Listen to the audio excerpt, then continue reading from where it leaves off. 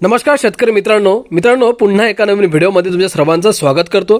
नुकसान भरपाईच्या संदर्भातली एक अत्यंत महत्त्वपूर्ण माहिती समोर आलेली आहे। शेतकरी मित्रांनो, बघा, राज्यातील या 2 जिल्ह्यांमध्ये नुकसान भरपाईची रक्कम थेट शेतकऱ्यांच्या खात्यात जमा होण्यास सुरुवात झालेली आहे।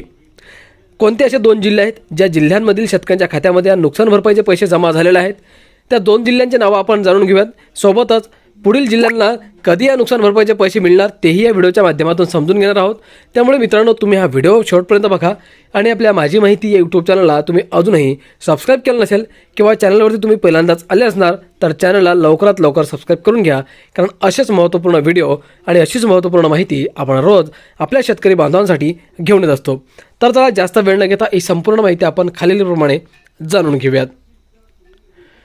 बघा शेतकरी मित्रांनो, महाराष्ट्रातील अतिवृष्टीमुळे नुकसान झालेल्या शेतकऱ्यांसाठी सुरू झालेल्या नुकसान भरपाई प्रक्रियेची सविस्तर माहिती 30 जानेवारी 2026 पासून सुरू झालेली थेट बँक खात्यात पैसे जमा करण्याची प्रक्रिया, पेमेंट स्टेटस ऑनलाईन कसे तपासायचे, पैसे खात्यात न आल्यास त्यामागची संभाव्य कारणे, आधार लिंक असलेले खाते कसे तपासायचे, तसेच त्रुटी आढळल्यास काय उपाय करायचे, हे सर्व मुद्दे सविस्तर, सोप्या आणि स्पष्ट मराठी भाषेत आत्ता आपण जाणून घेणार आहोत।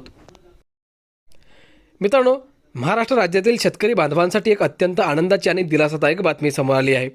मागील हंगामात झालेल्या अतिवृष्टीमुळे अनेक शेतकऱ्यांच्या पिकांचे मोठ्या प्रमाणावर नुकसान झाले होते, ज्यामुळे शेतकरी आर्थिक अडचणीत सापडले होते। अनेक भागांमध्ये उभ्या पिकांचे नुकसान झाले, शेतांमध्ये पाणी साचले, काही ठिकाणी पिके सडून गेली तर काही ठिकाणी पूर्णपणे पिके नष्ट झाली। याच पार्श्वभूमीवर राज्य सरकारने नुकसानग्रस्त शेतकऱ्यांना आर्थिक मदत देण्याचा महत्त्वपूर्ण निर्णय घेतला असून 30 जानेवारी 2026 पासून नुकसान भरपाईची रक्कम शेतकऱ्यांच्या बँक खात्यात जमा करण्याची प्रक्रिया अधिकृतपणे सुरू झाली आहे। ही मदत शेतकऱ्यांना पुढील शेती हंगामासाठी बियाणे, खते, औषधे आणि इतर आवश्यक खर्च भागवण्यासाठी मोठा आधार देणार आहे। मित्रांनो, नुकसान भरपाईची रक्कम डायरेक्ट बेनिफिट ट्रान्सफर म्हणजेच DBT प्रणालीद्वारे थेट पात्र शेतकऱ्यांच्या बँक खात्यात जमा केली जात आहे। या प्रणालीमुळे मध्यस्थांची गरज राहत नाही आणि थेट पैसे लाभार्थ्यांपर्यंत सुरक्षितरित्या पोहोचतो। मात्र सध्या अनेक शेतकऱ्यांच्या मनात एक सामान्य प्रश्न आहे की आमच्या गावातील काही शेतकऱ्यांच्या खात्यात पैसे आले आहेत, पण आमच्या खात्यात अजून का आले नाहीत। अशा परिस्थितीत पेमेंट स्टेटस तपासणे अत्यंत महत्त्वाचे ठरत आहे, कारण त्यामुळे पैसे अडकले आहेत की प्रक्रिया सुरू आहे हे स्पष्टपणे समजू शकते।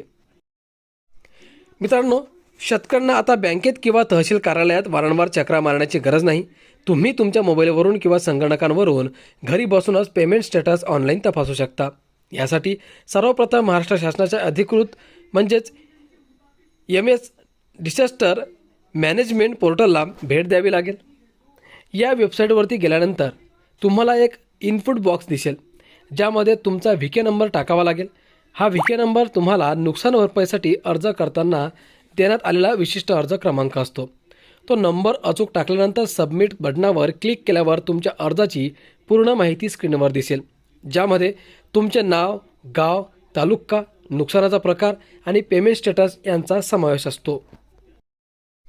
मित्रांनो, पेमेंट स्टेटस तपासताना तुम्हाला वेगवेगळे स्टेटस दिसू शकतात। जर सक्सेस असे स्टेटस दिसले तर नुकसान भरपाईची रक्कम तुमच्या बँक खात्यात यशस्वीरित्या जमा झाली आहे।